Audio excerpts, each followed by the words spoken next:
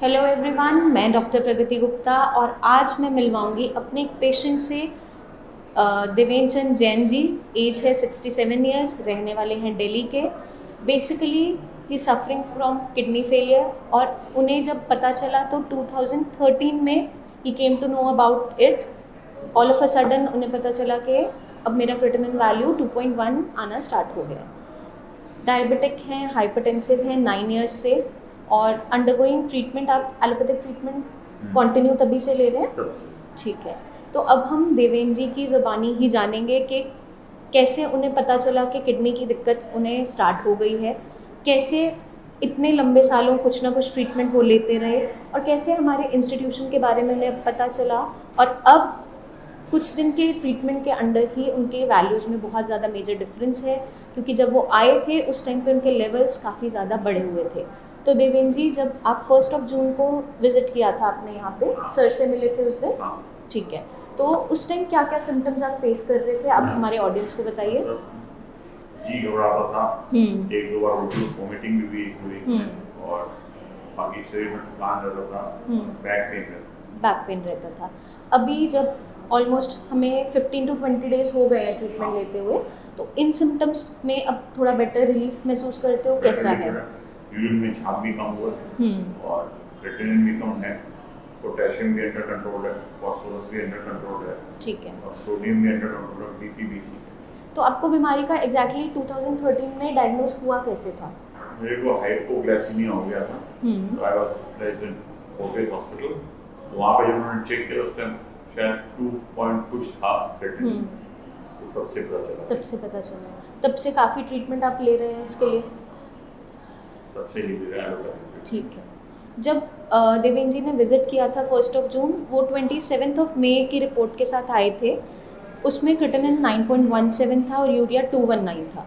इन values पे patient को बहुत ज़्यादा नौजिया, खाना ना खाने का मन करना, जी घबराना, ये सारे के सारे सिम्टम्स प्रेजेंट होते हैं।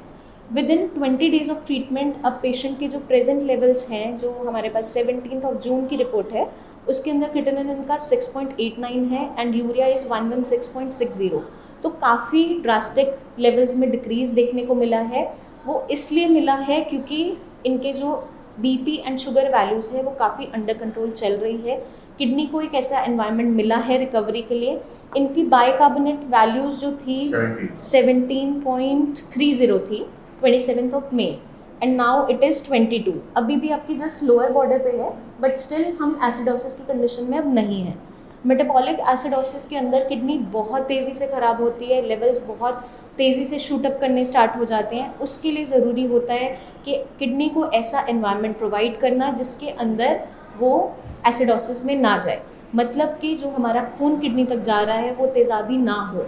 उसके लिए बफर ट्रीटमेंट दिया जाता है जिससे आपकी वैल्यूज़ कंट्रोल में आनी स्टार्ट होती है, ब्लड का पीएच मेंटेन होना शुरू होता है और जो ब्लड एसिडिक हो रहा होता है उसको बेसिक किया जाता है। उसके लिए सोडियम बाइकार्बोनेट का इस्तेमाल किया जाता है। तो आप वो टैबलेट ले रहे थे, अभी भी कॉन्टिन्यूस ले रहे हैं उसको, आगे भी हम कंटिन्यू करेंगे जब तक आपके लेवल्स नॉर्मल वैल्यूज़ तक टच ना करें। अभी लोअर बॉर्डर पे मेंटेन्ड है, बट हमने कुछ चीज़ों का ध्यान रखना है कि कोई भी खट्टी चीज़ें, चाय कॉफ़ी टोटली अवॉइड करनी है। चाय में 1 कप पीता हूँ। चाय कप पीते हैं? 1 कप पीते हैं, अभी पानी वाली चाय, पत्ती यूज़ करते हैं। हमें दिक्कत चाय पत्ती से है, दूध से नहीं है, ठीक है।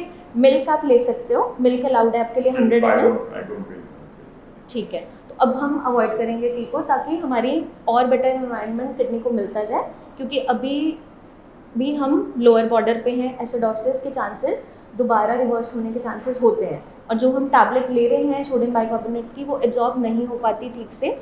इसलिए हमारे पेशेंट्स के लिए, जो भी किडनी फेलियर के पेशेंट्स हैं, उनके लिए चाय बिल्कुल मना होती है। दूध से हमें उतनी परेशानी नहीं है जितनी चाय पत्ती से, क्योंकि वो एसिडिक इन नेचर होती है।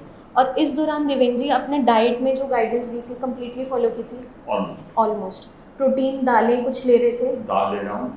कितनी बार हफ्ते में? दिन में 1 बार दाल चावल लेता हूँ। दाल चावल। अभी राइस हम, क्योंकि डायबिटिक हैं तो अवॉइड करेंगे उसको। काफ़ी कंट्रोल्ड हैं, बट हम उसको थोड़ा सा कोशिश करेंगे कि अवॉइड करें। पल्सेस एंड मिल्क अब हम थोड़ा थोड़ा अलाउ कर सकते हैं, क्योंकि बॉडी को रिकवर होने का मौका मिल गया है। हम एक थोड़े से सेफ जोन के अंदर आ गए हैं कि हमें all of a sudden dialysis के लिए नहीं जाना पड़ेगा। उस टाइम पे जब 27 मई के लेवल्स थे तो आपको डॉक्टर्स ने रिकमेंड किया था फॉर डायलिसिस? ठीक है, तो आप यहाँ तक हमारे पास कैसे पहुँचे, कैसे आपको पता चला? यूट्यूब पे आपने वीडियोस देखी थी डॉक्टर पुरुधवन की, आपने पेशेंट्स की भी वीडियोस देखी होंगी? एक आध वीडियोस, ठीक है। तो आपको फिर ऐसा फील हुआ था कि मेरे लेवल्स कम हो सकते हैं या चेंजेस आ सकते हैं, क्योंकि उस टाइम पे तो आपको डायलिसिस रिकमेंड कर दिया गया था ना। तो age is just a number, ऐसा नहीं होता कि लोगों के अंदर एज के साथ साथ रिकवरी नहीं आ सकती। देवेंद्र चंद जी की एज 67 है, उस हिसाब से बॉडी ने बहुत अच्छी रिकवरी शो की है, क्योंकि पेशेंट का मेंटली स्टेबल होना, विल पावर का स्ट्रॉन्ग होना, चीज़ों को गाइडेंस को फॉलो करना जो देवेंद्र जी ने किया है, वो रिजल्ट्स आपके सामने इस टाइम पे प्रेजेंट है।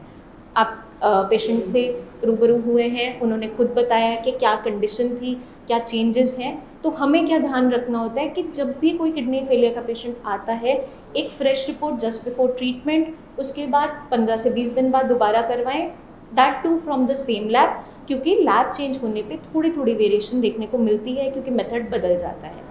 तो हमें क्या ध्यान रखना होता है कि जो गाइडेंस आपके डॉक्टर्स आपको दे रहे हैं, चाहे आपको लाइट प्रोटीन डाइट फॉलो करने के लिए बोला है, या अभी बोला है कि दालें नहीं खानी है, या फिर चाय कॉफ़ी मना किया जाता है, उसके पीछे कोई ना कोई रीज़न होता है, क्योंकि किडनी को हमें एक ऐसा एनवायरनमेंट प्रोवाइड करना होता है जिसमें वो रिकवरी शो कर सके। इन पेशेंट का रैंडम ब्लड शुगर आज 159 है, बीपी 110/70 है, क्वाइट अंडर वैल्यू है, नॉर्मल कंट्रोल के अंदर है, इसीलिए किडनी इतनी अच्छी रिकवरी दिखा पा रही है।